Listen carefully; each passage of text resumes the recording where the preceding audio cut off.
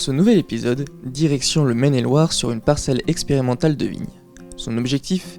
Explorer la diversification du peuplement végétal afin de diminuer l'usage de produits phytosanitaires.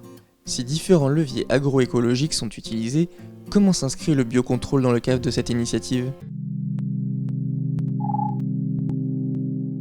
Fruit d'un partenariat entre le lycée Edgar Pisani et l'Institut français de la vigne et du vin, cette vigne expérimentale a été conçue en 2018 et plantée en 2019 à travers un projet Défi XP. Mais quelles sont les particularités de la vigne dans ces expérimentations ? Alors la principale différence pour la vigne, c'est qu'on est sur une plante pérenne. Donc tous les leviers qui sont de type rotation, il n'y a pas accès forcément. Par contre, ça nous laisse du temps pour envisager les choses sur le long terme. Donc on va retrouver des leviers sur la conduite, sur la taille et puis sur l'aménagement global de la parcelle qui vont nous permettre de jouer sur la biodiversité et les régulations biologiques.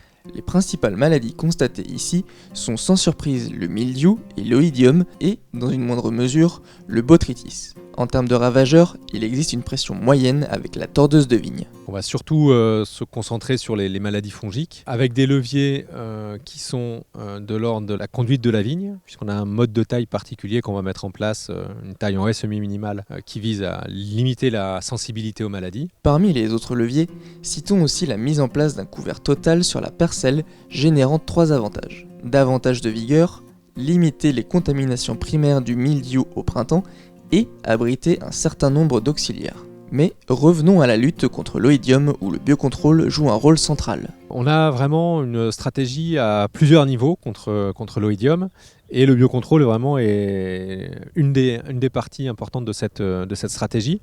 On a des plantes qui vont être sensibles à leur propre oïdium à la fois dans l'interrang, à la fois autour dans la parcelle des arbres. On a mis des chênes truffiers par exemple qui sont sensibles à l'oïdium, qui vont servir de réservoir pour un auxiliaire en particulier qui s'appelle Ampelomyces quiscalis et qui est un champignon parasite des oïdiums. Donc le fait que ce champignon-là soit présent de manière importante dans l'environnement de la parcelle va permettre de diminuer en fait la pression d'oïdium. Et lorsque la pression de l'oïdium augmente fortement, des produits de stimulation des plantes sont utilisés, voire de la stimulation physique, par exemple avec les UV.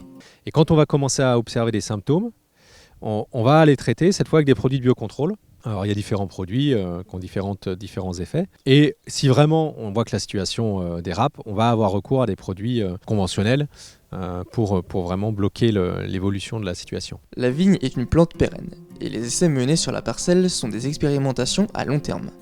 De plus, les 2 dernières années ont plutôt été sèches, avec peu de pression de maladie. Si on ne peut tirer de conclusion définitive dès à présent, soulignons qu'en 2020, aucun traitement n'a été effectué.